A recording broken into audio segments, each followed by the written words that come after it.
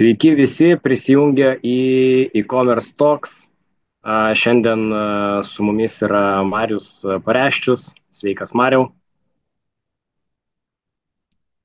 Prieš, Sveiki, aha, gyvi. va, dabar girdisi Marius.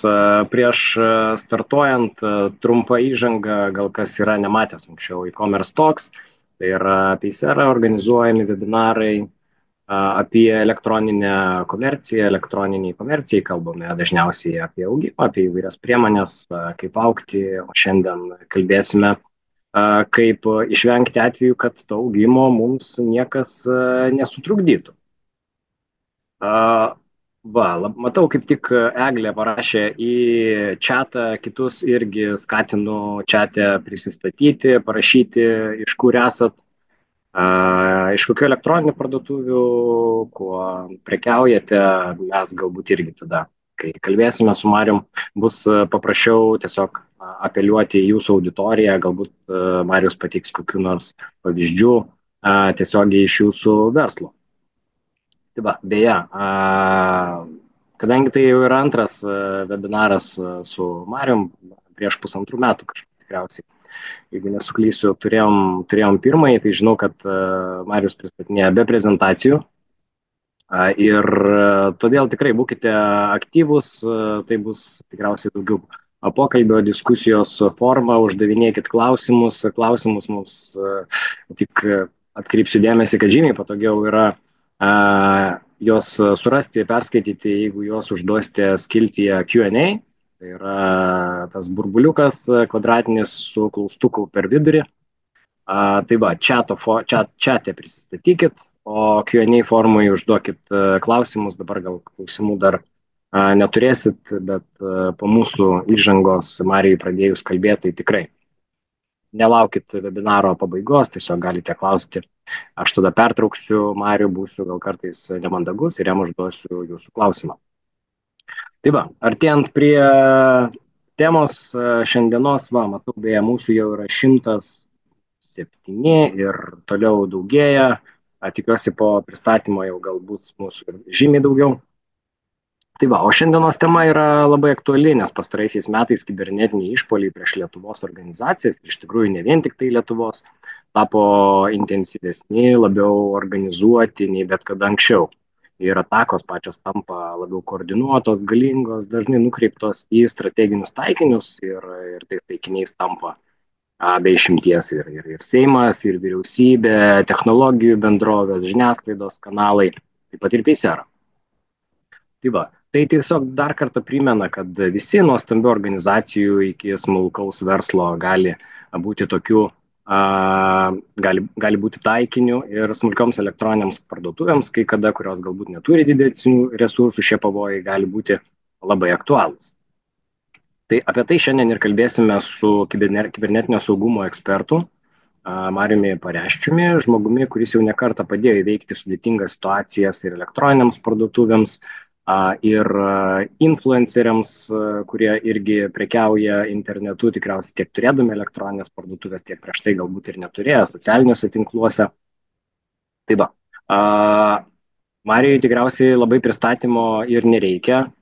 Žinomas žmogus, visgi gal pradžiai tiesiog, Marijau, gal pasidalink, kokie buvo tavo didžiausi profesiniai iššūkiai štai pastaruoju metu, kuo gyveni, kokios apskritai aktualijos.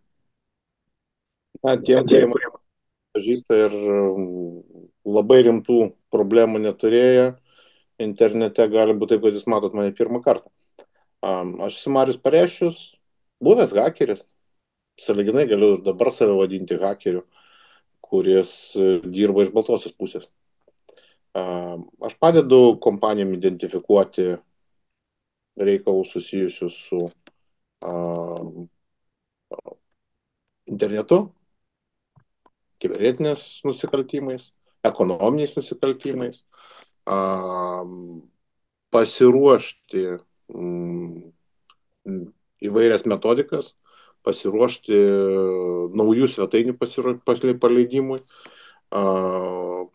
apmokyti darbuotojus, prižiūrėti, kad naujai kuriama svetainė, kurioje kažkuo bus prekiaujama, būtų pilnai paruošta veikimui nuo pirmos dienos, neturės techninių problemų, neturės organizacinių problemų viduje, kaip pavyzdys tie patys darbuotojai, sužinos apie tai, kas laukia. Kaip pavyzdys irgi sako, Mariu, tai mesgi čia mažiukai, mes niekam nerūpim, mes jokių problemų praeitį neturėjom. Kai kuriais atvejais, žinokit, pavieniam asmenim, pavieniam hakeriam nelabai svarbu, kas jūs tokie ir ką jūs veikit. Kai kuriems iš jų tiesiog nepatinka, kad jūs egzistuojat. Kai kuriais atvejais gali nepatikti, kad egzistuoja kompanija, kuri hostina jums puslapius. Aš pats turėjau duomenų centrą, aš pats turėjau hostingo kompaniją, kur atakos kartais ateina į vieną iš tavo klientų, kuris visiškai nesusijęs su pagrindinė hostingo veikla. Na, kaip pavyzdys, aš buvau vienas iš savininkų Draugas LT, tai jeigu ateidavo vieno nepatenkinto kažkuo pažinčių svetainės vartotojo užsakyta ataka, gali sugriūti visas verslas hostingų kompanijos, duomenų centro. Nes ta ataka, pavyzdžiui, viena iš įdomesnių, kurio teko gauti 2 savaitės, tavo duomenų centras jau guli. Ir guli visi klientai, guli visi šopai, guli visos kompanijos, kurios pas tave laikė savo serverius. Ir turi tokią ataką atremti. Vienaip ar kitaip. Tai Lietuvoje tokių atakų mes gauname kiekvieną dieną šimtais. Tiesa, aš tame versle jau nebesiverčiu, bet hostingų kompanijos, kurios yra didelės, aš manau, kolegos iš hostingerio, kolegos iš Telijos, tokių atakų gauna ir turi tas problemas. Sprendžia vienaip ar kitaip. Turi technologinius įrangus, turi programinį įrangą, kurį monitorina ir pastoviai stebi. Ir pavieniais atvejais gali būti taip, kad netgi ta pati interneto vizija, kuri sako, kad yra didžiausia lietuviškos kilmės kompanija su lietuviškais klientais, jie tiesiog negalės niekaip suvaldyti tos problemų.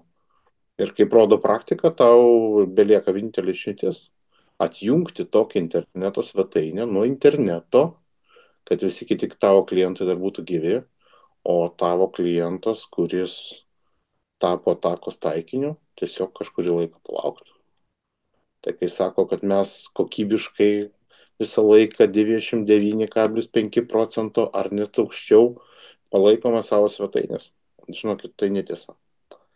Yra noras. Tai, Mariau, tada padėkim.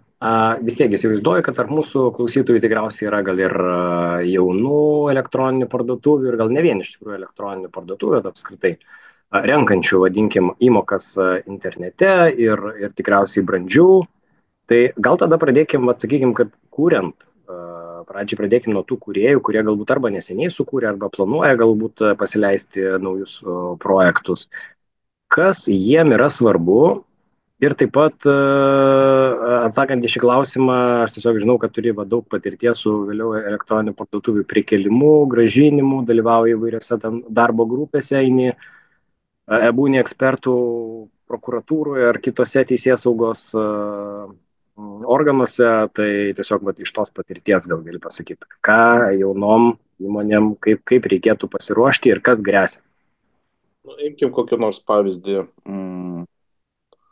Vienas iš top 5 influencerių sugalvoja, kad jam nuo rytojus reikia susiplanuoti ir pradėti vykdyti savo veiklą, kuris pats turėdamas laisvo eterio, Instagram'e, TikTok'e, Facebook'e, YouTube'e, per savo kanalus gali reklamuoti savo svetainę.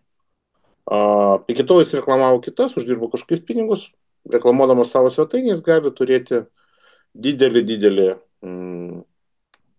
e-shopą, kuriame bus daug prekių ir darys didelės apyvartos, uždirbs daugiau pinigų negu atrodydamas save Instagrame ir savo gyvenimą visiems afišuodamas. Pas mane arba šalia manęs gimė tikrai ne vienas e-shopas. Didžiausia bėda yra konkurentai. Kai ateina influenceriai į rinką ir sako, aš dabar darysiu e-shopą, konkurentai nemiega. Konkurentai yra įsibėgėję ir šiek tiek turi apyvartų, jie bijo, kad tu startuodamas atimsi dalį jų klientų, gal prekiaus tom pačiom prekiam ar tom pačiom prekių grupėms, netgi ne tie patys trademarkai. Jie sako, nu tai aš tau pakenksiu dabar. Ateina pas programišius ir sako, va, aš turiu biudžetą, nu, kaip pavyzdys, 2000 eurų. Ar galite už 2000 eurų paguldyti, kad naujai besireklamuojantis saitas savaitę laiko neveiktų? Programišiai paprastai tokių įrankių neturi, bet žino, kur nusipirkti. Sako, ne, 2000 neužteks, duokit 5 ir gulės 2-3 savaitės. Tas svetainė bus nepasiekiama. Ką reiškia gulės? Tai yra dažniausiai savoka DDoS ataka. DDoS ataka, kad suprasti, na, mes turime interneto svetainę, kuri yra pagal savo užsakytą hostingo planą numatyta, na, pavyzdžiui, 100 interneto vartotojų vienu metu lankytis po shopą, vartyti puslapius, užsakinėti kažkokias tai prekes, apmokėti paslaugą, na ir laukti pristatymų. Tai DDoS ataka reiškia, kad į jūsų svetainę vienu metu ateis 5000 lankytojų. Skamba gal ir gerai, jeigu hostingo kompanija pasiruošusi, jeigu jungti tam tikri įrankiai, antidadosas, DNS serverių paruošti konfigai, galimybę geo būdu nukreipti tuos lankytojus, kurie jums yra nesvarbus. Kaip pavyzdys, atakos dažniausiai ateina iš kažkur Europos, iš Kinijos, iš Indijos, iš kitų šalių, kurios nėra susijusios su jūsų tikraisiais lankytojais pirkėjais. Tai geo apsauga reiškia, kad jūsų svetainės lankytojai, kurie yra su finansais, kurie nori šiandien pirkti, ir jie yra iš Lietuvos, tai jų lietuviškas interneto providerio IP adresas, to ryšio, kurį jis dabar naudoja, Telia, GSM provideriai ir panašiai, bus matomas tavo interneto svetainiai, o apsaugos atfiltruos visus kitus. Kaip pavyzdys, atakos atėjo iš Rusijos, tai visi rusiški IP nematys tavo svetainės, nors jie tau iš principo dabar ir nereikalingi, nes šiai dienai, kol tu neturi svetainės su tarptautiniais vartotojais, tau jie net neįdomus. Tai tokiu atveju... Kaip tik yra Gintaro klausimas. Ir tu dabar kaip tik jį iš principo ir atsakinėjai, aš tiesiog jį užduosiu, kad nebent būtų galima dar pagilinti va šitą vietą, nes kaip tik, kaip suprantu, yra apie DDoS atakas. Ar provideriai neturi priemonių stebėti suaktyvėjusių atakos srautų ir programų atskiriančių ataką nuo normalaus srauto? Ar jie to nenori siekti? Na, žiūrėkit, jeigu mes šnekam apie tai, kad jūs esat mažas paslaugos gavėjas, kaip hostingų paslaugos gavėjas, jūs mokat kiek mėnesinį mokestį? 100, ar ten kai kas sako, 20 eurų te moku. Tai apie atakų srautų stebėseną ir panašius dalykus mes galim šnekėti tik tai apie didžiasias Lietuvos interneto svetainės. Na, aš manau, galima šitoje vietoje ir vardinti, tai bus paprasčiau. Pigu, Vintedas, Barbora, Varlė, Senukai ir panašiai. Tai yra tie, kurie daro 100-tūkstantinės ir milijoninės apyvartos. Visi likusiai neturi IT specialistų ar papildomai užsakė paslaugos pas hostingo kompaniją, kuris stebėtų, valytų turinį, valytų lankytojus ir panašiai. Kai jau tu hostingo kompanijai paguldai vieną arba daugiau serverių dėl savo veiklos, geros ar blogos veiklos, jie tada sunerimsta. Žiūrėkit, viskas gula, taip toliau, kas čia yra atakos taikinys. Tada jau jungia monitoringą ir kitus dalykus. Kol jūs mokat minimalias sumas, nesitikėkit, kad bus kažkokie dalykai. Gerai, o dabar kiek tada reikėtų mokėti, aišku, skirtingose hostingo kompanijose be abejo planai skiriasi, kad jaustis drąsiau? Na, žiūrėkit, yra paslaugų ir produktų, kurie leidžia sąlyginai nemokamai, tas pats Cloudflare'as, ar kiti panašus paslaugų tiekėjai, Akamajus ir panašiai, leidžia jums nusukti savo lankytojus per juos, jie daro filtravimą ir identifikuoja tikras lankytojas ar kažkoks kompiuterių užkrėstų tinklas. tuos dalykus valant.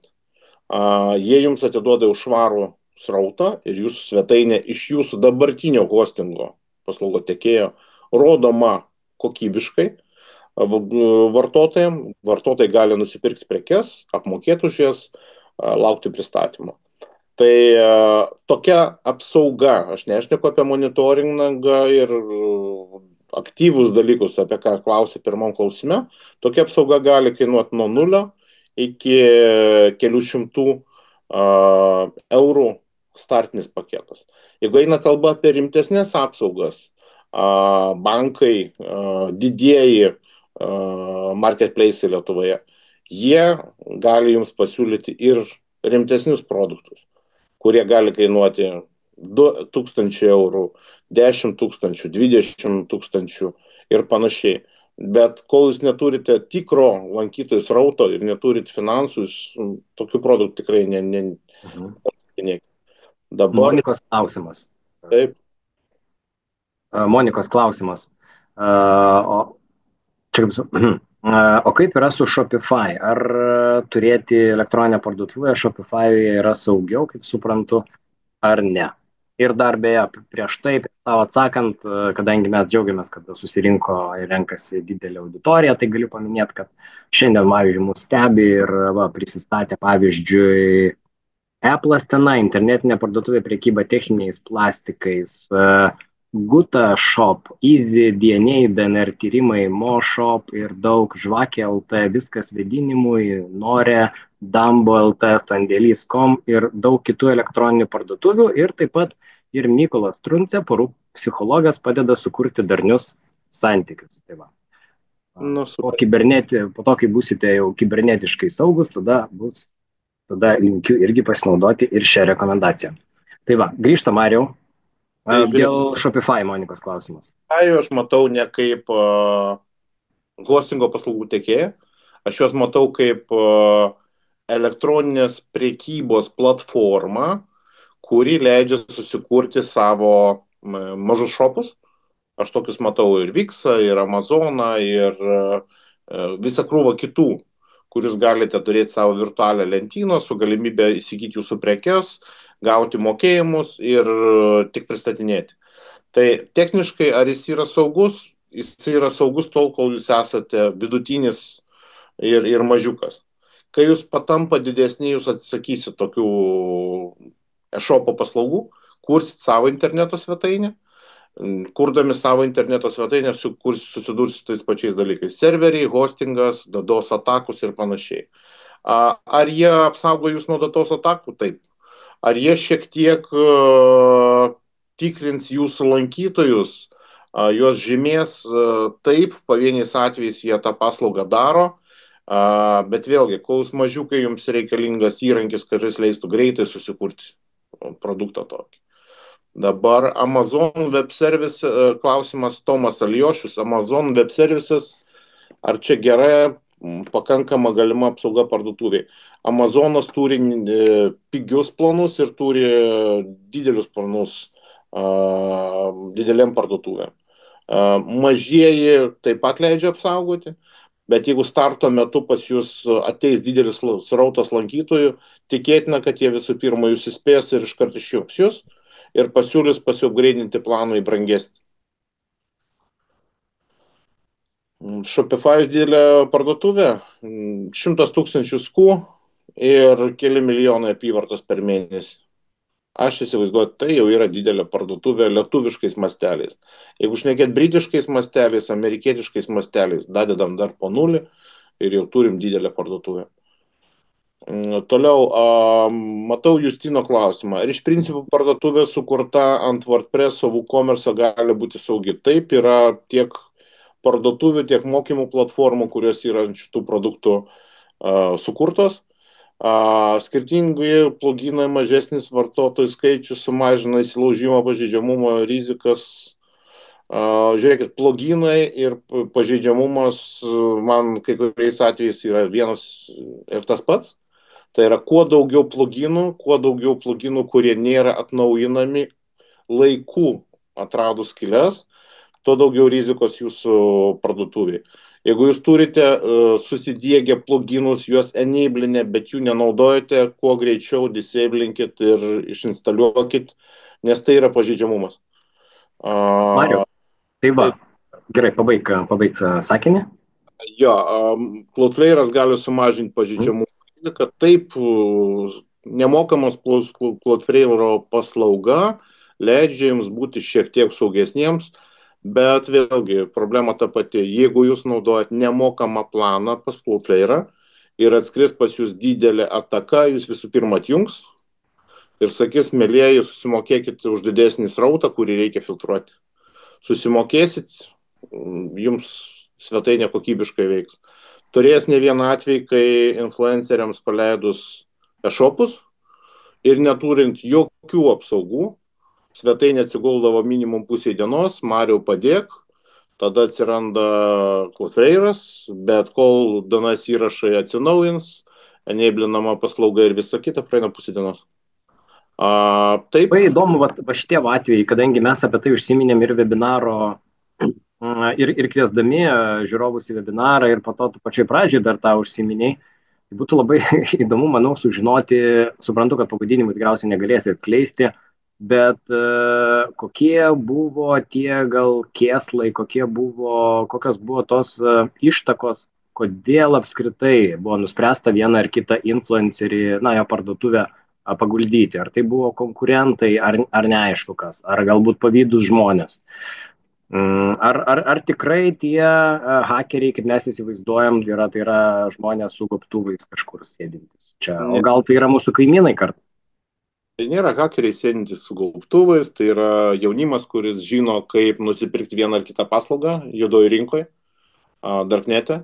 Yra paslaugų tiekėjai, kurie siūlo DDoS atakas as a service. Dažniausiai tai yra, kaip aš jums minėjau, už kelis šimtus ar už kelis tūkstančius užsakytos atakos, kurios yra užsakomas atsiskaitant kriptovaliutą.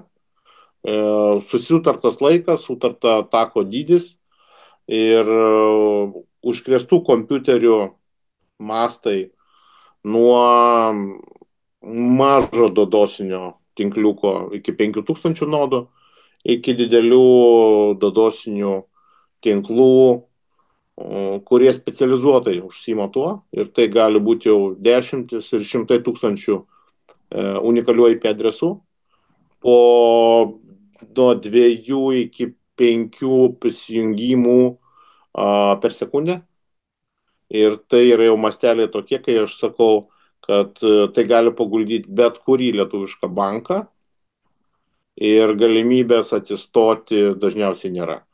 Ar gali tarptautiniai provideriai tokie kaip Akamajus, Cloudflare'as komercinis, kiti dideli filtruotojai pravalyti ir leisti jums atsistoti ant kojų? Taip, klausimas, kiek tai kainuos. Pavieniais atvejais tai yra tūkstančiai, dešimtis tūkstančių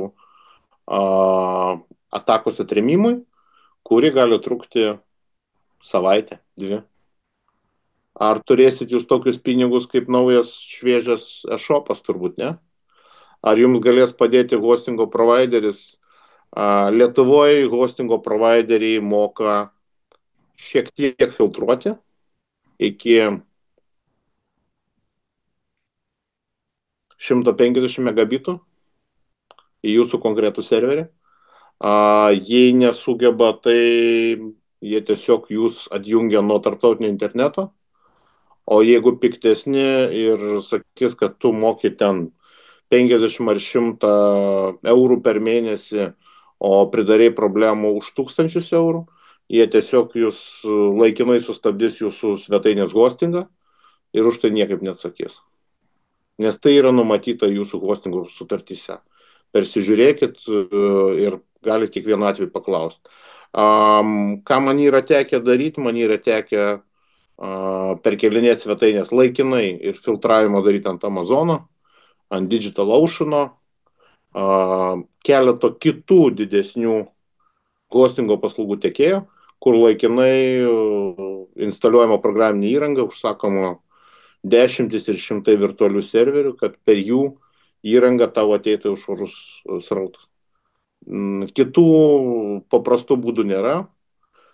Antidados paslaugą Lietuvoje rimčiau, kiek žinau, nieks neužsima.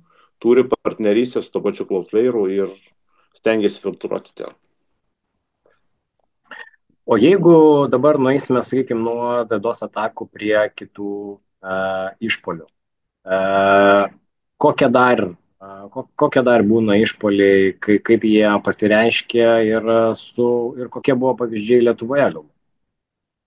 Na, tų atvejų visą krūvą aš čia prisirinkęs. Na, aš matau, pavyzdžiui, 14 metai Pigu turėjo problemų.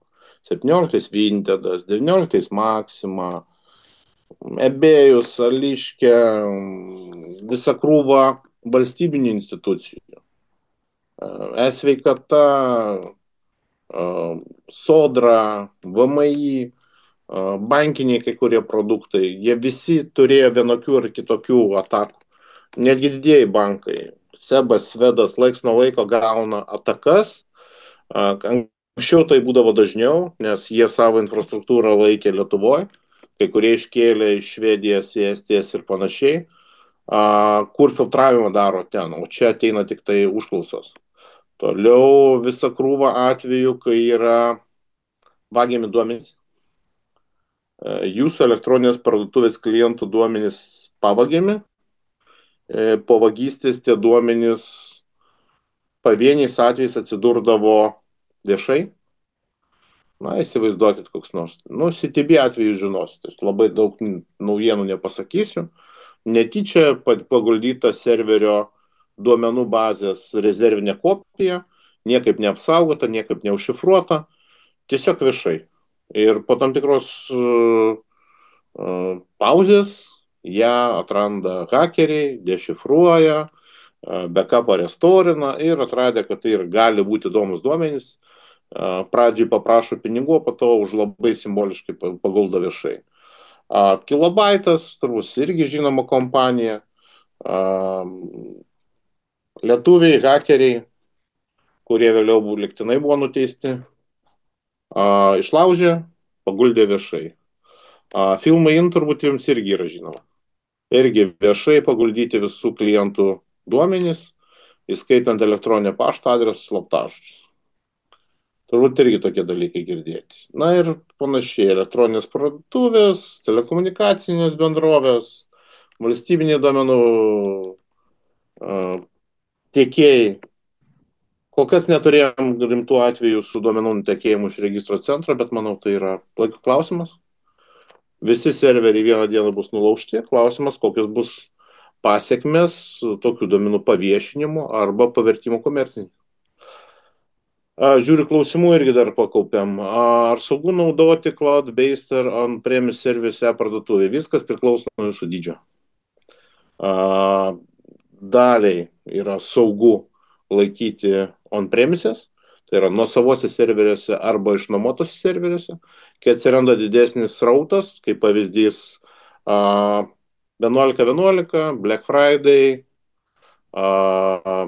Kalėdos, kovo 8 ir Valentino diena, panašios šventės. Šiek tiek papildomai dapirkus resursų galima net ir on-premises išspręsti. Jeigu tai nutiks cloudiniam sprendime, jūs tai galėsite daryti smarkiai greičiau. Bet vėlgi, reikia žiūrėti, ar jų planai leidžia tai daryti. Plius cloudiniuose turėkite omeny, kad bėda yra tai, kad jūs negalite prašyti išmigravimo iš jų sprendimo į savo on-premises e-shopą. Jūs sugalvojat, kad jums reikia iš Shopify'aus persikelti į nuosavą e-shopą per savaitę laiko, jūs turite visą tai susiplanuoti prieš pusmetį, prieš metus, išsikopijuoti duomenis arba naują svetainę sukurti, perkelti klientus, perkelti visas prekes ir panašiai. Neturėsite tiek daug analitikos ir bus šiek tiek kitaip viskas. Dabar kas čia daugiau? Ar Quick Cloud dėl DDoS? Paslaugų tiekėjų yra daug, žinau. Aurimai, jeigu ten jau žiūrėti, tai aš manau, net į Google paiešką įvedęs tu rasi paslaugų tiekėjų vien europinio geografiškai paslaugų įmonių, manau, bus dešimtis ir šimtai iš žinomiausių, populiariausių. Todėl fiksuoti ant kažkurio vieno konkretaus, taip jie egzistuoja, bet negaliu atsakyti, kad jis yra geresnis ar blogesnis už kitus paslaugų tiekėjus. Vis labai priklauso nuo to, kokia ataka ateis į ką ateis, koks tikslas. Kaip hakeriai sugeba atsiųsti elektroninį laišką iš tavo pačio elektroninio pašto adreso, tarkim, ateina užsakymų laiškas su dakurtu tekstu ir nuoroda. Jeigu duomenys pavogti, tai nuo jūsų gali siūsti. Serveriai turi būti apsaugoti visų pirma pašto serverių DNS įrašai sutvarkyti, dakimas, SPF ir taip toliau, kad iš jūsų elektroninio pašto galūnė nebūtų panaudota siunčiant laiškus iš kitų serverių ir veiktų šitoje vietoje serveriuose antispaminės priemonės tam, kad tai neišeitų. Kaip sutvarkyti, kreiptis į kibernetinio saugumo specialistus, adminus, netgi hostingo kompanijoms gali šitą dalyką sutvarkyti. Tiesiog įdomi nuomonė, Bybit nesenai patyrė didelę kibernetinę vagystę, kokios buvo pagrindinės šios atakos priežastys ir kokias pamokas iš to gali išmokti parduotuvės. Žiūrėkit, Bybitas ir visa krūva kitų kripto exchange'ų per aktyvų veiklos laikotarpį, grubiai nuo 2017 metų, tokių atakų patiria kiekvieną dieną šimtus ir net tūkstančius. Kaip jie prarado kriptovaliutos resursus, reiktų jų pačių paklausti. Nes tai, kas yra viešai, yra vieno, o tai, ką žino pati kompanija, yra visai kita. Kokios pagrindinės priežastys? Priežastys pinigai. Ar mes galime iš jūsų banko sąskaitos pavogti pinigus? Manau, kad taip. Kiek reikės tam resursų, apie kokias sumas eina kalba. Jų atveju tai nėra milijonai. Tai yra smarkiai didesnės sumos.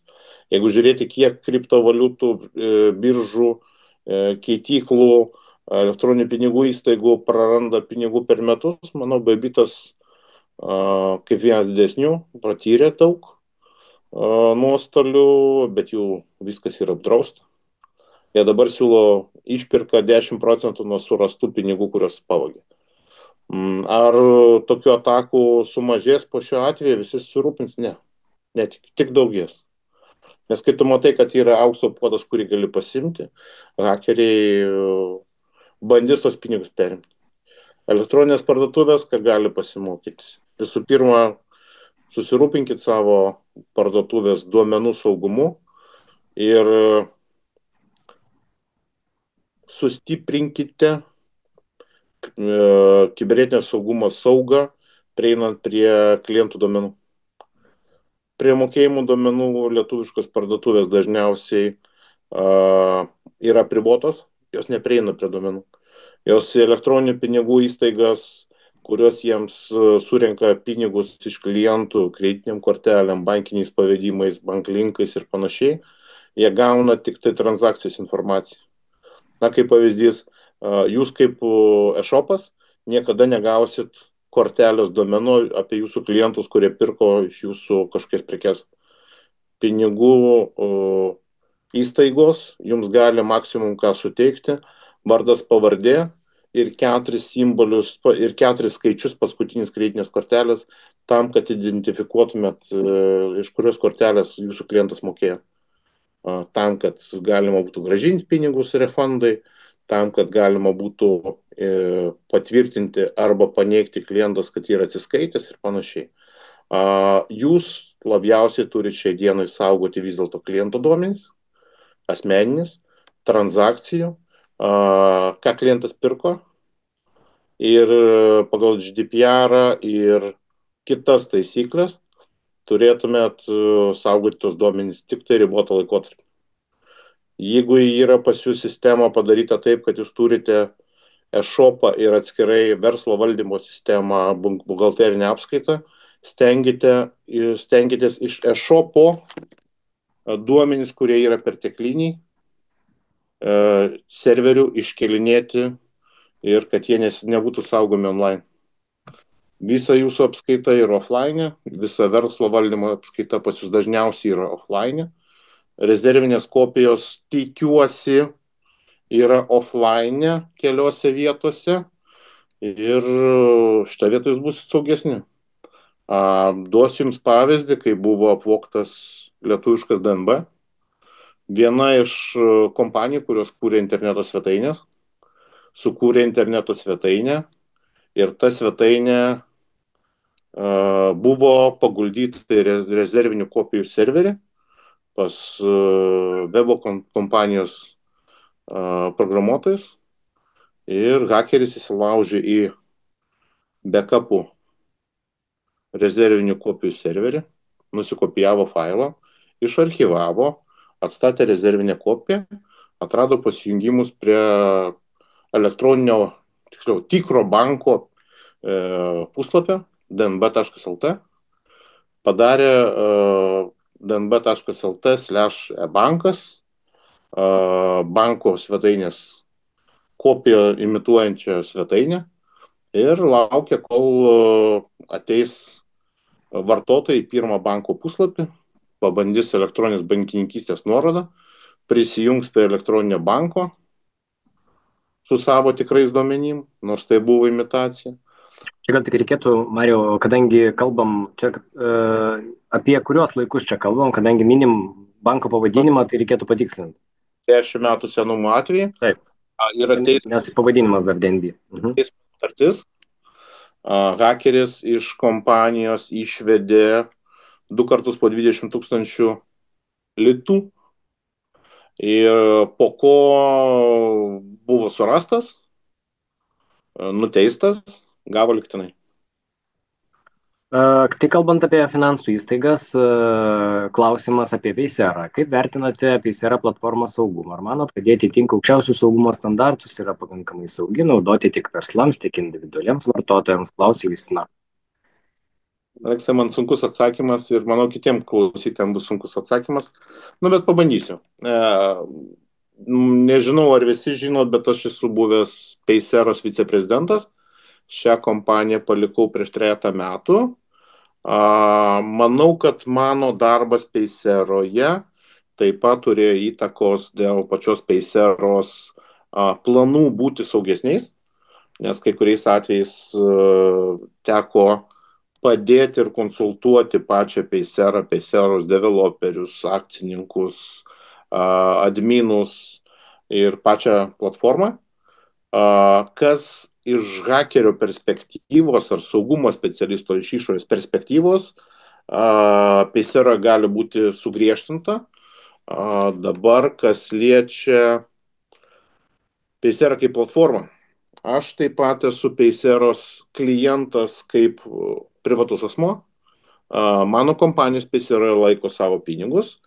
Mano kai kurie e-shopai, kuriuose aš prekiauju, pavyzdžiui, dėvėtais biuro baldais, Paysera naudoja kaip pinigų surinkimo procesorių.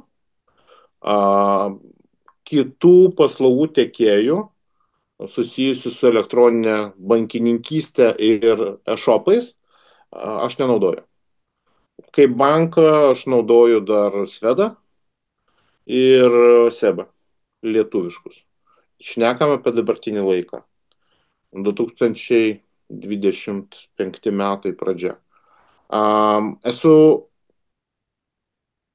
turėjęs ne vieną ir ne 2 incidentus su bankais ir elektroninių pinigų įstaigom, kuriuos nagrinėjau kaip saugumo incidentus, konsultavau elektroninių pinigų įstaigas ir policijos ir kitų tarnybų pareigūnus, kaip tirti tos atvejus su pinigų plovimu, su pinigų vagystėmis, ekonominius nusikaltimus. Man šiai dienai bankai ir tame tarpe Paysera yra tik tai įrankiai, o ne verslas. Tai aš tose kompanijose nedirbu, šiuo metu veikiančių sutarčių, konsultavimo ar tiesiog nedarbo neturiu nei su vienu iš Payseros konkurentų ar su pačiu Paysera. Tai jau praeitis, 3 metų su to nesusijęs. Kaip aš matau Payserą saugia, nesaugia, na, kiek suprantu, Paysera irgi čia turėjo biški tokių vienokių ar kitokių atakų. Aš nežinau, į ką tai buvo nukreipta, ar į banką, ar į mokėjimų procesorių, ar į konkrečius klientus, kas irgi įmanoma. Aleksai, gal tu šiek tiek pakomentuotum vis dėlto, kas ten buvo su tom didesnėm atakom? Nes aš turiu tik tai paviršinį informaciją iš vidaus, nežinau, kas tai buvo, aš nepajaučiau, nepatikėsite, gal tiesiog per šoną praslydo, bet vieną kitą užklausą iš bičiulių, kurie Payserą laiko kaip savo banką, girdėjau. Kas ten nutiko, gal bus kokie spaudos pranešimai, gal kokie dalykai. Papasakok biškelks. Tai spaudos pranešimai buvo, be abejo, jeigu yra neskaičiusių, tai mūsų duomenimis tai buvo vienas didžiausių DDoS atakų apskritai Lietuvos mastu ir 2 dienas po 2 valandas maždaug buvo sulėtėjusios arba sutrikusios paslaugos. Tai šiandienos seminaras tik tai ir parodo, kad ir dideliems, ir mažiems tai yra labai aktuali tema. Tai gal tada irgi klausimas, o ką tada daryti toliau, jeigu čia buvo nemažai klausimų apie tą srauto atskirimą, kaip identifikuoti tas gerasias nuo blogųjų, tu minėjai ir keletą įrankių, kurie padeda tą daryti. Bet mes matom didelės organizacijas, bankus, Seimą, vyriausybę, didžiausias žiniasklaidos priemonės, kurias vis tiek sulėtina, ar tai tavo žodžiais paguldo. Tai ar apskritai yra, kad tu galėtum pasakyti, kad 100% rytoj mūsų nepaguldys? 100%, kad paguldys visus. Klausimas, kiek mes būsim apsisaugę kaip paslaugų tiekėjai ir kada tai atsitiks. Ar galima paguldyti Teliją su jos duomenų centrais? Taip. Ar galima paguldyti bet kurią finansinę instituciją Lietuvoje? Taip. Seimą, kibernetinio saugumo centro saugomą neapsilaužiamasi tinklą, ne? Ar galima eliminuoti Lietuvą nuo pasaulinio interneto? Fiziškai ar virtualiai? Virtualiai tikrai galima ir netaip sudėtinga. Fiziškai, sklando juokelis mano pasakytas Delfi vieno iš laidų. Kiek reikia ekskavatorių tam, kad atjungti lietuvišką internetą? Mano pasakymas buvo pasakytas taip, kad jeigu Lietuva bus grėsmė pasauliniam internetui, Europos internetui, NATO reikalams, gali būti taip, kad aš būsiu vienas iš tų, kuris vadovaus tiem ekskavatorininkam, kurie kask čia, nes aš žinau, kad šitoje vietoje yra kabelis. Ar įmanoma apsisaugoti? Valstybė deda maksimalias pastangas, Europos Sąjunga deda maksimalias pastangas, bet mes jau matom, net po Baltijos jūrą esantis kabeliai su inkarais užkabinami ir nudriskiami optikos kabeliai, ne? Susprandinami naftotekiai, dujotekiai ir panašiai. Hakeriai įsilaužia į elektros generuojančias įstaigas ir į elektrą perduodančias įstaigas ir atjungia elektros perdavimą. Visą tai įmanoma. Iš kibernetinės pusės, kuo mes daugiau dėsim finansų į galimas apsaugos priemonės, tuo mažesnė rizika yra turėti tokias didelės atakas ateityje. Hostingų kompanijos, duomenų centrai dažniausiai mažas ir vidutinės atakas atremia savo turimom priemonėm arba per partnerystę su kitais paslaugų tiekėjais. Aš pats asmeniškai matau, kad namų ir vartotojai, GSM vartotojai paslaugų tiekėjo lygyje, pavyzdžiui, mūsų namų kompiuteriai, namų maršrutizatoriai, namų kameros ir panašiai turėtų būti valomas jų srautas interneto paslaugų tiekėjo lygyje. Tai yra, jeigu Telios vartotojas sėdintis kažkokiam bendrabutį turi apkrėstą kompiuterį, tai iš jos rautas neturi išeiti iš Telios. Jis turi būti neutralizuojamas, išvalomas paslaugų tiekėjo daly. Telia turėjo tokias paslaugas, kaip išjungia vartotojų galimybę siūsti paštą, jeigu iš to vartotojo IP adreso namuose išeina kažkoks laiškų srautas. Čia kalba apie tuos, kurie namuose turėjo mini serveriukus ir kažką darė. Vieni gėjimus gėimina, kiti hostingų užsijima, treti bando leisti paštą siūsti ir panašiai. Tai jeigu taip susitvarkytų visi interneto paslaugų tiekėjai, kurie tiekia internetą galutiniam vartotojam, ypač smulkiem vartotojam, namų vartotojam, mes šitų problemų neturėtume.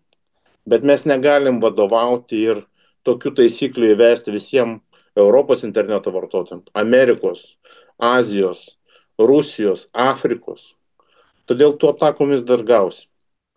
Jeigu interneto paslaugų tiekėjas, kuris teikia hostingo paslaugą, filtruotų visą einantį srautą, sugebėtų identifikuoti ir susitvarkyti, tų problemų būtų mažiau, bet nebūtų taip, kad jos visai eliminuosi. Jos vis dar egzistuos. Kiek tam reikės piniginių resursų, kiek tam reikės programinių, žmogiškų resursų. Kiekvienas metais auga tas poreikis. Ir auga ne procentais, o kartais. Tai jeigu didesnės atakos anksčiau būdavo atlaikomos nupirkus įrangą už 500 000, tai dabar skaičiuojasi milijonais, kai kuriais atvejais 10 milijonų. Tuos Mariau, galėtų valstybė daryti, bet, iki to nedainam. Mariau, tai yra. Aš dar noriu šiek tiek pakreipti dabar klausimą užduoti. Mes šiandien dar nekalbėjom apie reputaciją. Nes pataisyk mane, jeigu klystu, bet vis tiek vienas dalykas yra, jeigu, pavyzdžiui, elektroninė parduotuvė ar koks nors provideris, sakykime, yra paguldytas ir jinai šiuo metu negali parduoti prekių arba, sakykime, sulėtėjusi yra veikla. Kitas dalykas, jau tavo truputį paliestas, buvo duomenų išlaužimas, asmeninių duomenų išlaužimas. Ir buvo iš tikrųjų istorijos, ir tavo minėtos su trumpalaikio automobilių nuoma. Taip pat aš nuo savęs dar atsimenu plastinės chirurgijos įmonę, atrodo, nesvarbu. Tai didelė įtaka tikriausiai pasireiškia reputacijai. Ar yra išmatuojami, ar yra pamatuojami apskritai nuostoliai, ar vėliau galima, pavyzdžiui, prisikelti vis tiek. Jeigu yra kažkokie techniniai dalykai, tai tikriausiai kelios dienos ar kelios valandos ir ta elektroninė parduotuvė prikeliama. Ar galima pakelti reputaciją? Į bendrą chatą aš įmesiu labai nedidelį gabaliuką iš savo mokymo medžiagos. Aš mokymus vedu šitom temom. Tai kaip pavyzdys pasiekmes organizacijoms, finansinės išlaidos ir visa kita. Galite tiesiog paskaityti, kad mane išsiplėsiu šitą temą. Didžiausia rizika yra šiai dienai, jeigu šnekėt apie verslą, ne apie žmonės kalbant, apie verslą, tiesiog bankrutuoti. Kompanija, kuri prarado privačių asmenų duomenis, jeigu šnekėt, jūs irgi atminėjot atvejį su grožio chirurgija, grožio chirurgijos įmonės nebėra. Kai buvo išlindęs atvejis su CTB, mano nuomonė buvo ta pati, kad šita kompanija finansiškai gali neatlaikyti ir irgi taip pat bankrutuos. Reputacijos krizės po to, kai yra išlaužiama ir paviešinami duomenys, yra tikrai didelės. Lietuvoje su valstybininkais, sakyčiau, kaip minimum galima netekti darbo vietos esant organizacijos vadovui. Maksimum galima netekti vieno ar kito ministro kėdės, ar net visos vyriausybės atsistatydinimo. Kaip jūs įsivaizduojat, kas būtų, jeigu būtų paviešinti VMI, Sodros, registrų centro, gyventojų registro, sveikatos įstaigų,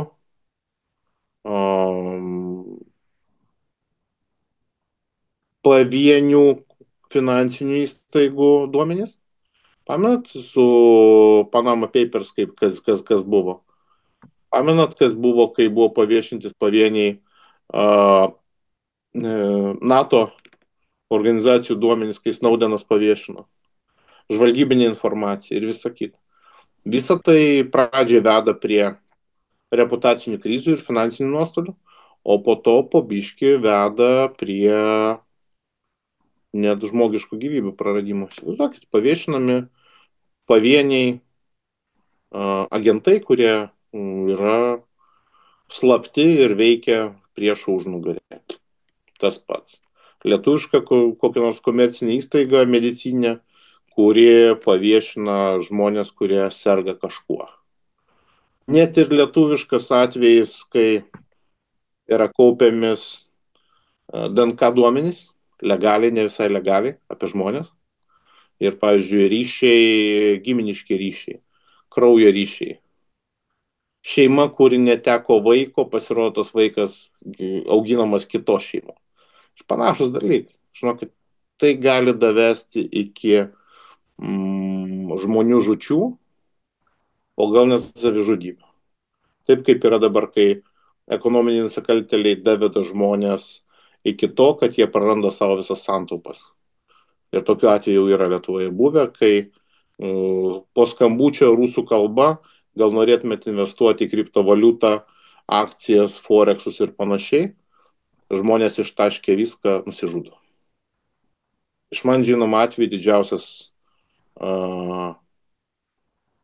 didžiausia suma, kurią prarado žmogus pernai metais, iš panašių investicijų 2,5 milijono. Tai žmogus verslininkas, tai žmogus, kuris turėjo pinigų, man tenka bendrauti su jo vaikais, jis dar gyvas ir iki tokio lygio nedaėjo. Kas bus toliau, nežinau. Tų nusikaltėlių daugėja ir jeigu mes būsim nepakankamai edukuoti, mes praradinėsim pinigus, uždarinėsim verslus. Matau klausimą į bendrą chatą. 3 punktai žingsniai. Ką turi padaryti maža elektroninė parduotuvė? Suprantu, kad saugoti duomenys, bet kokiu būdu tai daryti, priemonės, ką galima padaryti patiems ir ar reikia IT žmogaus pagalbos. Na, žiūrėkit, jeigu mes šnekam apie svetainę, kuri yra jūsų suprogramuota, ne kažkokia platforma, konstruktorius ir panašiai, pirmas dalykas, nepatikėsit ką, net ir nesukėlus duomenų, nesukėlus prekių, jūs sutarkit su programuotojais, kad jie jums darytų rezervinės kopijas būtent išeities teksto ir tai saugokit pas save. Cloudiniai sprendimai, Dropbox'as, Google Drive'as ir kiti negalioja, nes prie jų taip pat yra galimybė prisijungti ir ištrinti. Kartą į mėnesį, kartą į 3 mėnesius saugokit duomenis, ne tik svetainės išeities tekstus, bet ir visus duomenis susijusius svetainė. Klientai, užsakymai, sakyt. Klientai ir užsakymai, duomenis reikėtų kokybiškai saugoti kiekvieną parą. Nes jeigu yra užsakymas sukurtas elektroniniai parduotuvės duomenų bazai, o jūs jos neturit pas save kitose vietose, jūs užsakymą neatkrausit ir bus problema, kad atėjo pinigai, klientų duomenų nėra, klientų užsakymų nėra, reikės aiškinti, kaip tai padarysite. Yra tekę matyti ne vieną atvejį, kai svetainės įsilaužus ištrinami duomenys arba užšifruojami. Prašome pinigai už tai, kad svetainės duomenys atgautumėt.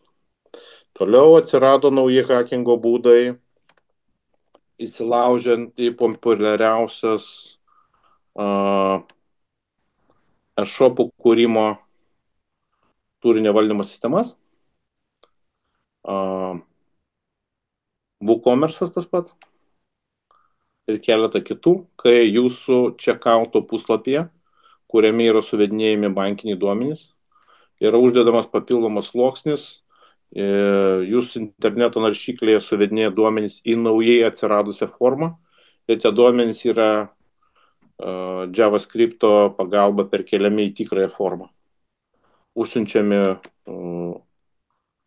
duomenys, parduotuvė gauna užsakymą, parduotuvė gauna mokėjimą o sukčiai gauna mokėjimo duomenų kopiją.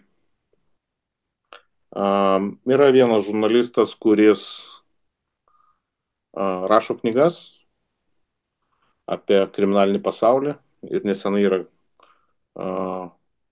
pagarsėjęs apie kitus nusikaltimus, kuriuos jam inkriminuoja policija. Mano žiniomis jo e-shopas buvo tokiu būdu defeisintas ar vadinkim taip išlaužtas. Jis buvo informuotas apie tai, kolega iš kibernetinės saugos tematikos jį apie tai informavo. Žmogus buvo straipsnių pavydalu iškoneveiktas, net ir už tai, kad pabandė padėti. Pabendravus su manim, jie skubiai per 2 dienas atnaujino savo svetainę, atnaujindami programinį kodą, kuris buvo krūvą metų neprižiūrimas. Man pabendravus ir paklausus, ar tikrai jūs žinot, kad ten pas jūs nieko nebuvo įdėkta. Jo, mes taip manome. O paklausus jų programuotojo, ar jis tikrai taip mano. Aš tai net nežiūrėjau, ten viskas turėtų veikti. Man tai panašu neaukiškumą ir nenorą spręsti problemų, kur kenčiantis asmenys yra pirkėjai. Jų duomenys, finansiniai duomenys, manau, nutekėjo į vienų iš hakerių rankas. Ar tai buvo fiksuota kaip duomenų nutekėjimo atvejis? Manau, kad ne. Asmens duomenų apsaugos inspekcija, manau, taip pat nebuvo informuota. Kibernetinio saugumo centras pagal visus reglamentus ir pagal visus poįstatyminius aktus taip pat buvo neinformuotas apie įvykusį kibernetinį incidentą. Tokiu atveju, manau, Lietuvoje yra daug ir mes kaip virtualaus turto ar svetainių savininkai ne visą laiką žinom, ką darom, kaip darom ir nepasirūpinam savo vartotojais. Jūs dabar įsivaizduokit, kad jūsų vartotojai visi, kurių duomenys pavogs iš jūsų e-shopų, ateis su grupiniu ieškiniu ir iškels jums bylą. Tai jūs gausit tiek jų ieškinius, tiek gausit asmens duomenų apsaugos inspekcijos baudą, tiek gausit pagal naują NIS2 direktyvą iš kibernetinio saugumo tematikos taip pat. Tai vien asmens duomenys plus NIS direktyva, iš jau turit minimum 5% nuo metinės apyvartos. Pas kai kurios iš jūsų tiek pelno, ko gero, net nėra. Tai pagalvokite, ar tikrai reikia dabar susirūpinti ir dabar susiplanuoti tos dalykus, kad ateityje nereiktų uždarinėti kompanijos, o kai kuriais atvejais net asmeninė finansinė atsakomybė įmonės vadovui ar privačiam asmeniui, kuris turi savo tą e-shopą. Nenoriu gąsdinti, bet to viskas eina. Mariau, dar pabaigai paprašysiu gal pasidalinti dar kokį nors atveju, kuris šiandien, pavyzdžiui, nebuvo minėtas, tačiau iliustratyviai parodytų, kokios rizikos tyko. Pasakojai apie konkurentų atakas vos influenceriui pradėjus veiklą. Minėjai keletą pavadinimų, dar kokią vieną, bet prieš tai aš tiesiog noriu asmeniškai atkreipiau labai dėmesį į tai, kad prisistatėme. Irgi yra viena elektroninė parduotuvė, man labai patiko iš tikrųjų lietuviškas pavadinimas gražu, net mėlyna, daniški indai ir tekstilė. Gražu, Mariau, taip? Ar turi kokį gražų pavyzdį? Labai norėčiau pasidžiaugti, kas būtų gražu, bet net šiandien pas mane buvo suplanuoti 5 mokymų renginiai ir šis taip pat dalyvauju. Mūsų vartotojai nėra edukuojami ir mūsų paslaugų tiekėjai nėra edukuojami. Jeigu jiems patiems tai nerūpi, jie to neužsima, mes galim laukti tik tai tolimesnių atakų, didesnių ar mažesnių, tolimesnių viešų duomenų ir pareiškimų iš hakerių pusės. Mes čia tą išlaužėm, mes aną išlaužėm. Pavieniais atvejais mes matome influencerius, kurie pasakoja, kad galima išlaužti Lietuvoje viską, tiek valstybininkus, tiek privatukus, tad pasiruoškit, jūs tiesiog kiekvieną dieną laužia. Kolegom atsakyti apie WooCommerce klientų duomenų iškelimą yra pluginų ir atskirų produktų, kurie leidžia iš WooCommerce darytis backupus. Pas hostingo paslaugų tiekėją taip pat WooCommerce pilną backupą jūsų svetainės jūs galite pasidaryti. Be problemų gali tos dalykus. Dabar nelaikyti online Jeigu klientas pirko kažkada ir jau nepirko nieko paskutinius metus laiko, aš labai rekomenduočiau iš online tos duomenys perkelti į offline ir padaryti sprendimą, kad iš offline atgal galima būtų duomenys susimportuoti, jeigu dėl asmens duomenų apsaugos reglamento reikalavimų klientas prašo savo išklotinės, kas buvo pirkta, kada buvo pirkta ir kaip saugomi duomenys. Jūs tą turėtumėte pasidaryti tvarką ir apsitvarkyti šitos dalykus. Dabar, kas liečia ateitį, na, aš mažai kam tai esu pasakojęs, bet apsaugokit savo svetainės duomenis nuo jūsų pačių. Visų pirma, nuo to, kad jūsų asmeninis kompiuteris, kuriuo administruojate interneto svetainės, gali būti apkrėstas. Jame gali būti įdiegta programinė įranga, kuri leidžia matyti ekraną, klaviatūrą, naudoti ir pelę. Kadangi pas jūs daugelį jūsų e-shopų loginai ir slaptažodžiai yra išsaugoti interneto naršyklės kukiuose, slaptažodžių priminimo programėlėse ir pavieniais atvejais neprašo papildomos autorizacijos. Apsaugokite save nuo darbuotojų, kurie šiandien dirbo pas jūs, o rytoj jau dirbs pas jūsų konkurentą ir gali išnešti jūsų svetainės duomenis, klientus ir net įdiegti programinį įrangą, kuri yra skirta tiek šnipinėti, tiek duomenų kopijavimui ateityje, jeigu jie paliktų jūsų kompaniją. Apsaugokit save nuo nesąžiningų svetainių kūrėjų, kurie jūsų svetainės turinį su visų programiniu kodu gali nukopijuoti ir padaryti svetainės duplikatą, tiesiog su kitu dizainu. Tekia matyti ir tokių dalykų. Na ir aišku, akcininkai, kolegos, su kuriais jūs kartu dirbat, juridiškai sutvarkykit klausimus, kad ateityje, kai atsiras poreikis skirtis, jūs tiesiog išsitrauktumėt sutartį, kurioje viskas buvo numatyta planavimo metu. Nenoriu gazdinti, bet šiandien dalis jūsų, ko gero, sunkiai miegosit. Atsiprašau. Tai jeigu visgi sunkiai miegant norėsite dar kartą pasižiūrėti, atsisukti šitą įrašą, tai mes kitą savaitę jį patalpinsime YouTube, Pacer e-commerce talks kanale, galėsite tą padaryti. Ir be abejo, kad tikriausiai geriausias receptas, geriausias vaistas, tai tiesiog yra kreiptis į specialistus, kurie pateiktų sąrašą konkrečių priemonių, kurios bus adaptuotos jūsų elektroniniai parduotuvė ar kitam projektui, per kurį renkate įmokas ir tada susitvarkyti higieniškai viską iš anksto.